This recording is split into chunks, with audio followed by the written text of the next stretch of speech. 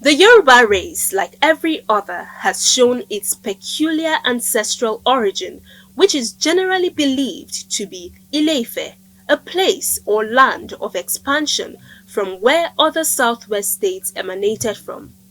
News Abiola Alafe takes a keen look into the Yoruba origin. According to Yoruba traditional religion, Olodumare, the supreme god, ordered Obatala to create the earth.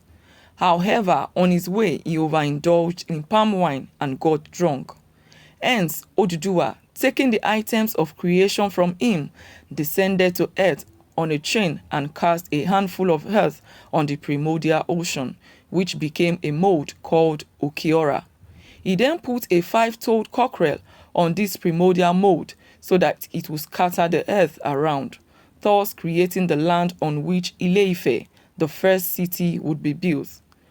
Oduduwa is said to have planted a palm nut in a hole in the newly formed land, and from there sprang a great tree with 16 branches, a symbolic representation of the 16 clans of the early Ife pre-urban confederation. Oduduwa had 7 sons, daughters, and grandchildren, who went on to establish their own kingdoms and empires, namely Ila-Orangun, Owu, Ketu, Sabe, Egba, Popo, and Oyo. Oromiyan, Oduduwa's last born, was one of his father's principal ministers and overseer of the nascent Edo kingdom after Oduduwa granted the plea of the Edo people for his governance. When Oromiyan decided to go back to Ile-Ife after a period of service in Benin, he is said to have left behind a child named Eweka, who he had in the interim with an indigenous princess of Benin, Erinwinde, daughter of the king Ogie of Ego, a neighboring settlement to nascent Benin. The young boy went on to become the first widely accepted ruler and Oba of the second Edo dynasty that has ruled what is now Benin. Oromiyan later migrated northwestward into the Savannah Plains to found Oyo, which later became an empire that stretched at its height from the right bank of the Niger River to the left banks of the Volta River. The empire would later become known as one of the most powerful of Africa's medieval states prior to its collapse in the mid-19th century. According to the history database of the Yorubas,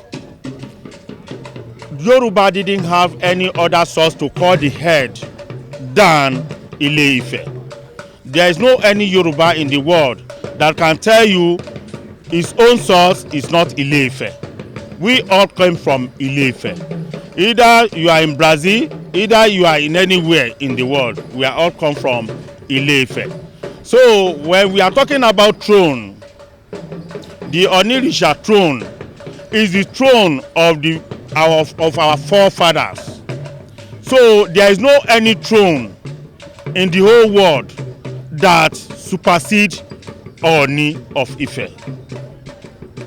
OONI of Ife is the center head, so you cannot compare any other throne with OONI.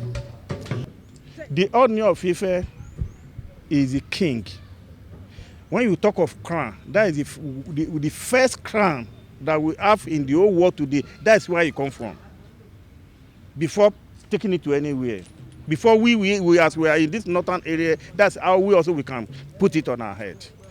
You go to Cuba, Brazil, Jamaica, all those anywhere that the Yoruba speaking country is, they normally come to Ile-Ife to come and collect the crown, take it back to the country. So the origin of a crown is from Ile-Ife. The OONI of Ife is said to be the descendant of the god King Oduduwa and is regarded as the chief priest and custodian of the holy city of all the Yorubas. However, he does not reign supreme over the other descendants of Oduduwa. The present ruler of Ile-Ife is the 51st OONI of Ile-Ife, Oba Enitan Adeyeye Ogunwusi Ojaja II, who ascended his throne in 2015, succeeding the late Oba Okunade Shijuade Olubushe the second, who was the 50th OONI of IFE.